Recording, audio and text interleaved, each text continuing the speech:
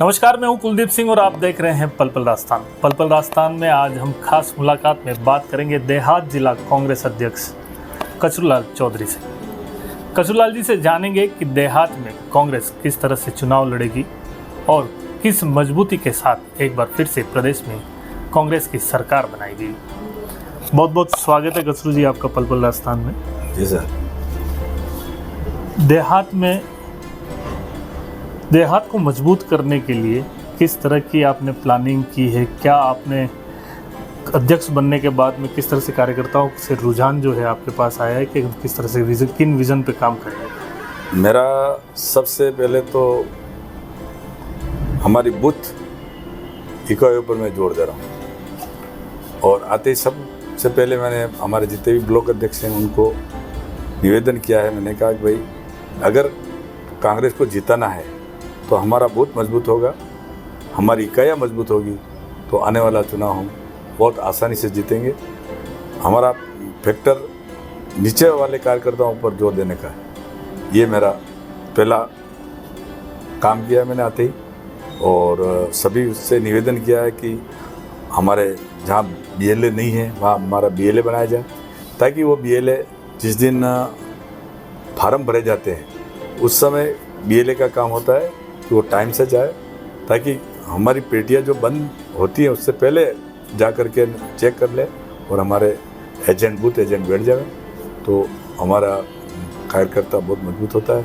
और अगर कांग्रेस का कार्यकर्ता अगर बूथ पर है 15-20 आदमी की तो कांग्रेस को कोई हरा भी नहीं सकता है। क्या इसके अंतराल में क्या होता है कि अगर बूथ खाली रहता है तो कोई भी पार्टी हो वो अपना दावेज लगाती है, फर्जी वोट डलाने की भी कोशिश करती है, लेकिन अगर आप सचेत हैं, आप जागरूक हैं तो फिर वहाँ उनकी दाल किसी की निकलती है। ये मेरा मानना है, व्यक्तिगत मानना है, क्योंकि मैं लंबे अरसों से चुनाव मेरे को इंटरेस्ट था। मैं 1980 में जयनारायण जी रोड एमपी का चुनाव लड़े थे। मैं जावरमा इसमें मेरा बिजनेस था तो हमारे पास काफ़ी लेबर हुआ करती थी।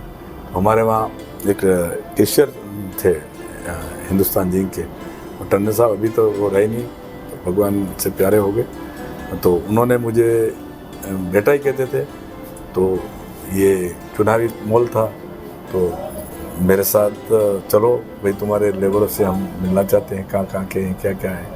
तो उस समय रोज साहब और ये आए, हमने उनसे मिलाया, हमारे एरिया में भी मैं गया, लेकर के घुमाया उनको।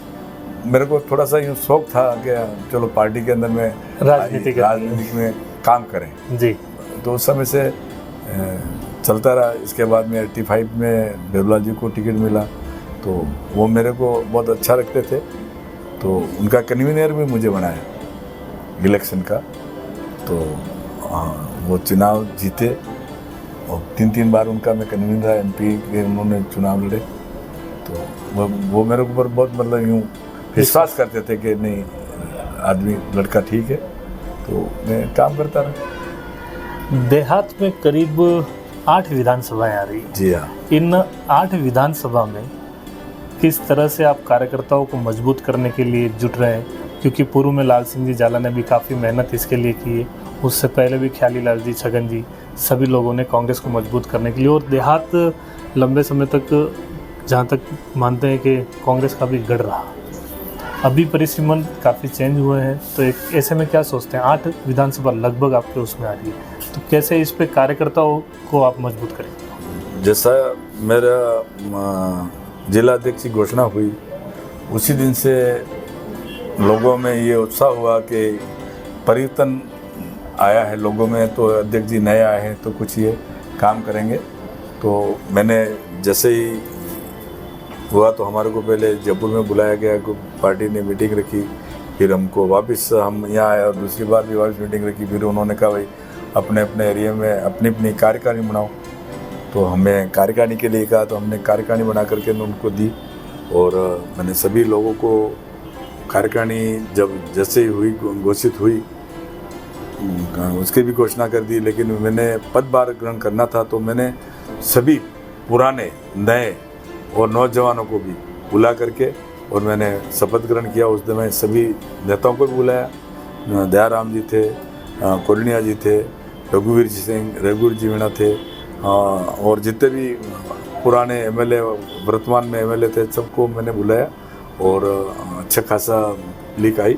उससे लोगों में एक उत्साह बढ़ा। आपस में लोगों ने कहने लगे कि भाई नहीं, आज कांग्रेस का कोई ऐसा माहौल बना है कि वास्तविक में जैसे चुनावी माहौल बन गया और इस तरह का माहौल तैयार किया।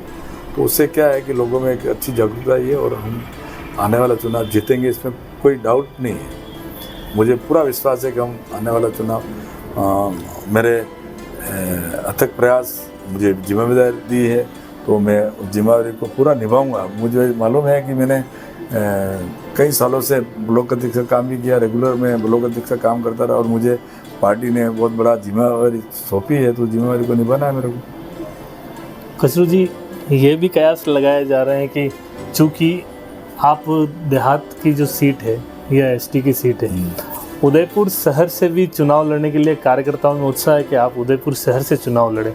ऐसा कोई आपने मानस बनाया या फिर? नहीं, बिल्कुल नहीं। मैं इतना महत्वाकांक्षी नहीं हूँ। मुझे पार्टी ने ये आदेश दिया है कि अध्यक्ष बनने के लिए, तो बाकी मैंने ज़्यादा किसी से भाग दौड़ भी नहीं की और मैं ये पीछे भी नहीं लगा रहा कि यार नहीं मेरे को बनना ही है, जयपुर ने दिल्ली जाना नहीं है कहीं नहीं। मैं कल एक बार जयपुर गया, नेताओं से मिला, साहब मैं भी एक पार्टी का अध्यक्ष के लिए दावेदारी है, अगर आप लोग मुझे जिम्मेदारी देंगे मैं काम करूँगा। बाकी मेरा कोई, ये लोगों की भ्रांति, गलत भ्रांति फैलाते हैं कि कचुल्ला जी भी देहात के हो। मेरे को किसी ने कहा आप भी नहीं, मैंने कहा मैं इतना माता हूँ यहाँ जो इतना सालों से लोग काम करें वो कहाँ जाएंगे। अगर मैं देहात से आकर के कहूँगा कि नहीं साहब मुझे शहर से दे दो तो गलत है। हमारे तो रिजर्वेशन है, तो हम तो कहीं लड़ नहीं सकते, हमारा तो कोई मतलब ही नहीं है लड़ने का। जैसा कि आपने कहा, महत्वाकांक्षा जो है वो हमारे अंदर नहीं है।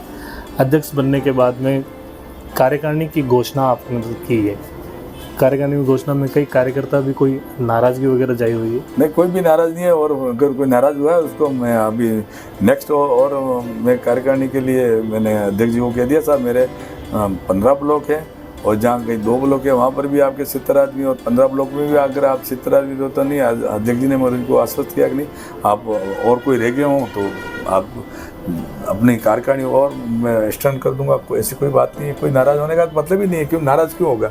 मैंने सभी नेताओं से पूछ करके कार्यकारिणी बनाई। मेरा मतलब नहीं है कि मैं अकेला मतलब मैं कुछ कर दूं, वो नहीं है। काम करने के लिए तो सभी का साथ होना बहुत ज़रूरी है, इसलिए मैं सभी को साथ लेकर के और कार्यकारिणी में मेरे कुछ लोग रह गए उनको और जोड़ दूंगा।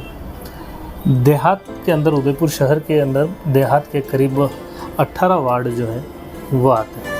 इन वार्डों पर किस तरह से आप कांग्रेस की स्थिति को देखते हैं, क्या मानते हैं? देखो, जहाँ हमारे इलेक्शन जो लड़ रहे हैं उनसे हम निवेदन करेंगे कि भाई कोई नाराज़ है उसको पहले जाके मनाओ, वार्डों में जा कर के अपनी मीटिंगें करो।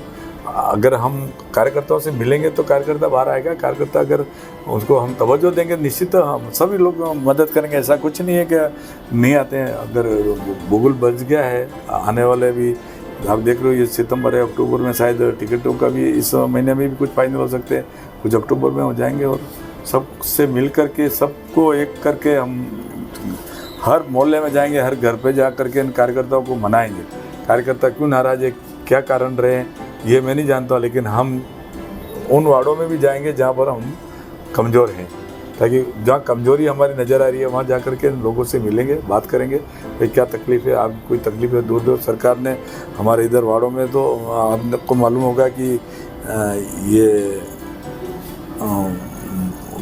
ये कौन सा, ये 14 ये है ना पानेरों की मांदड़ी, और यहाँ पर सरकार सेक्टर में काफ़ी हमारी सरकार ने पट्टे दिए हैं। वो लोग खुश हैं, लेकिन उनको जाकर के थोड़ा मोटिवेट करने की ज़रूरत है, वहाँ के लोगों को जागरूक करने की ज़रूरत है। वही कांग्रेस के लोग हैं, ऐसी बात नहीं है कि नहीं है, सबसे जाकर के मिलेंगे, भाई क्या समस्या है, क्या किसको नहीं मिले पट्टे तो उनको भी पट्टे दिलाने की बात करेंगे।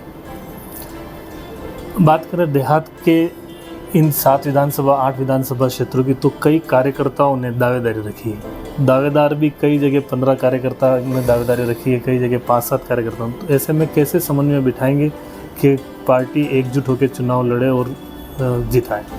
नहीं, हमने तो जैसे जिसने भी आवेदन करता थे उनसे मैंने सबसे मेरी पहली शर्त रखी, मैंने कहा देखो आवेदन करने का आपका अधिकार है, आवेदन करिए, लेकिन टिकट मिलने के बाद में आप और हमारे में से किसी को मतलब पार्टी के खिलाफ काम नहीं करेंगे। पार्टी के काम के खिलाफ करने जाएंगे तो पार्टी आपको सख्ती से आएगी, और इस तरह का कोई मोमेंट नहीं होना चाहिए। सभी को मैंने ये कहा, नहीं तो अगर आप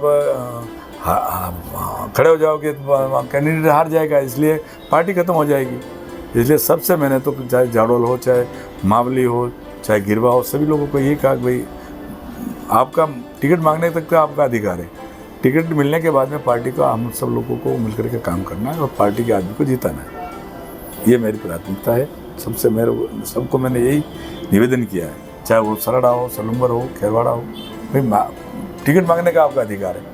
टिकट फैसला करने वाला हाईकमान ने जिसको भी टिकट दे दिया उसको अपने को जिता करके कांग्रेस को वापस सरकार बनानी है। जयपुर में अपनी सरकार बनाएगी तो ये जो सरकार की जो योजना है वो सफल रहेगी, नहीं तो आने वाले समय में क्या पता बीजेपी सरकार आ गई तो उनकी बंद भी कर सकती है। इसलिए हमारा कार्यकर्ता बहुत मजबूत है और सबके मन में ये एक बार कांग्रेस पार्टी रिपीट होगी। कचरू जी, आप 2 बार चुनाव संयोजक, 2 बार नहीं, मेरे हिसाब से करीब 3 या 4 बार रघु जी के भी चुनाव संयोजक रहे हैं। बिल्कुल। हाँ, आप बेरूलाल जी मीणा जो मजदूरों के मसीहा रहे हैं, उनके भी चुनाव से पहले केवल एक विधानसभा होती थी जिनके आप कन्वीनर रहे, अब आपके पास 8 विधानसभा है, तो ऐसे में कैसे मैनेज करेंगे इसको? देखो, ये हम विधानसभा वाइज हमारे पर्यवेक्षक नियुक्त करेंगे, हमने प्लानिंग कर भी दी है, और वो हमारे ज़िले के जो कार्यकारिणी के लोग हैं उनको हम 2-2, 3-3 आदमी हर ब्लॉक में भेज रहा हूँ, ताकि वो ब्लॉक में जा कर के और वहाँ का मैनेजमेंट उनसे मिल कर के अपने को किस तरह से पार्टी को जिताना है वो पूरी रणनीति बनाएंगे। ये हमारी अंदर ही सोच है और हम ऐसा ही करते हैं, हमेशा करते हैं। जिला अध्यक्ष अकेला कुछ नहीं कर सकता है, हमारे काम है हैंडलिंग करने का, कि कहाँ कमजोरी है, कहाँ क्या है, कहाँ हमको पूछेंगे कि भाई यहाँ थोड़ा कमजोर है, यहाँ आओ या वहाँ जाओ, ये जा करके हम मैनेजमेंट करेंगे। तो ये थे हमारे साथ में देहात जिला अध्यक्ष कचरूलाल चौधरी, जो पूर्व प्रधान और जिला परिषद सदस्य भी रहे हैं। इन्होंने कहा है कि कांग्रेस के बूथ स्तर के कार्यकर्ताओं को मजबूती के साथ में खड़ा करेंगे, जिससे कांग्रेस एक बार फिर से प्रदेश में सरकार बना सके। कैमरा पर्सन विनोद माली के साथ कुलदीप सिंह, पल पल राजस्थान।